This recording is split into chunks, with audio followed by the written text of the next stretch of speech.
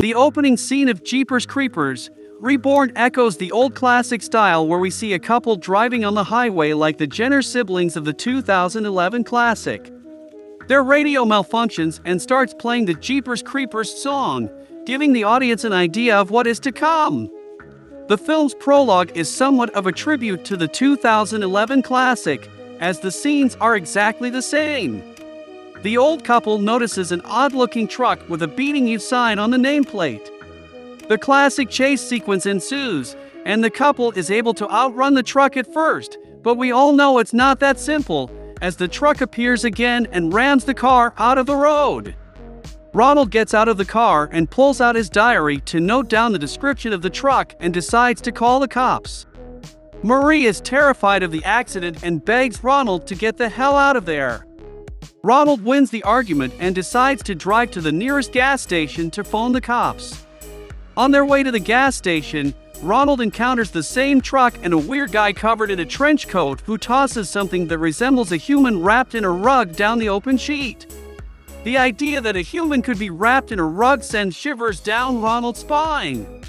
After the trenchcoat guy leaves, Ronald and Marie decide to check the sheet, and judging by Marie's screams, it's obvious what was down there. At first, it appeared that the story would continue, but the sequence is soon disclosed to be some kind of fictional macabre mystery clip being watched by a bus full of college students. The creeper comes back every 23rd summer for 23 days. The scene shifts and introduces us to a young couple, Chase and Laine, off to some horror festive in Louisiana. Laine had no intention of attending the event but was dragged by her horror fanboy boyfriend.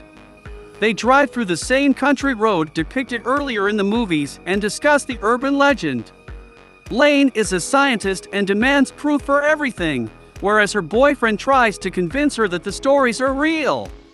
According to the legend, the creeper comes back to life every 23rd summer and kills for 23 straight days, then disappears.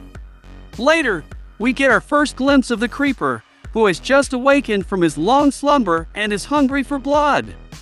Sam, a young boy in his 20s, becomes the creeper's first victim as the creature begins his killing spree.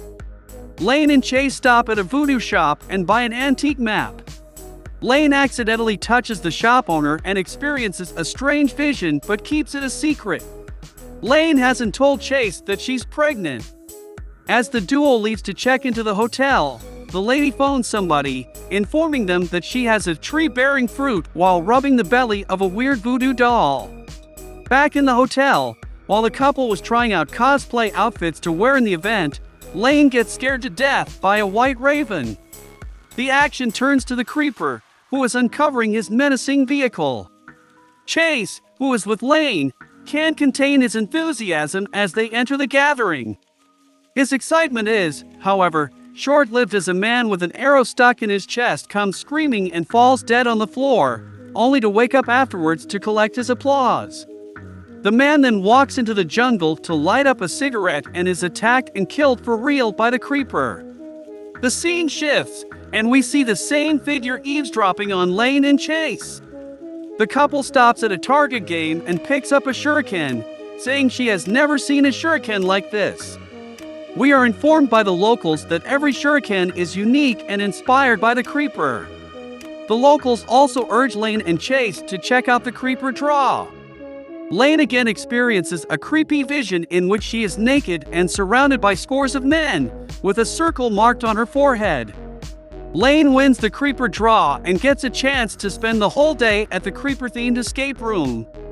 Laine and Chase go backstage, where they meet Jamie, Carrie, Stu, and Michael, who will be joining them on their trip. The group sees a creeper-looking figure but dismisses their assertion, believing it to be a cosplayer. The creeper is seen casting a last glance over them before he splits them and murders them one by one. Michael becomes the creeper's first victim, and his camera can be seen to record while he's being killed. After Michael, the creeper turns his attention to Laine. Others find Michael's corpse and soon realize that the creeper himself is hunting them. Laine wakes up and finds herself looking at the creeper who stabbed her in the stomach, which made her let out a blood-curdling scream. On the other hand, the group comes across a house only to get locked in. The house serves as a hotspot for a cult that worships Creeper and wants him to be reborn as an immortal. The woman from the shop earlier is also part of this cult, along with a mysterious man dressed in a white blazer. Everyone starts blaming Stu for their misfortune. Stu informs everyone that Lady Manila hired him to bring them here for a surprise. Chase pressures Stu to open the gate, forcing the latter to pull out his pistol and shoot a warning shot. The noise catches Creeper's attention, and he pulls the knife out of Laine's belly and heads toward the house to get the best of the group.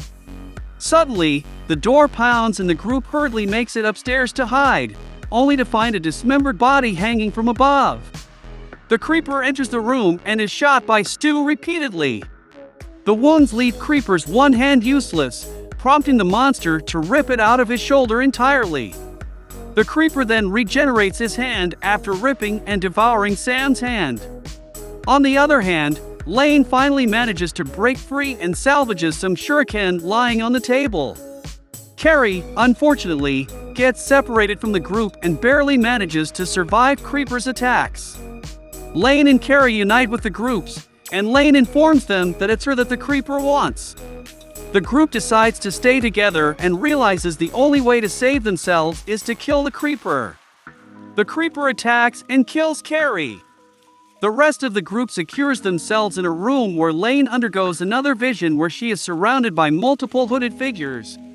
The Creeper drags Carrie's corpse, rips the hair off her scalp, and devours her brain. Laine finally admits she's pregnant, and the Creeper wants her child. The group finds evidence that points out that the stories are real and that the Creeper is indeed hunting them. The scene shifts, and we see the group arming themselves with whatever they can find to take a final stand.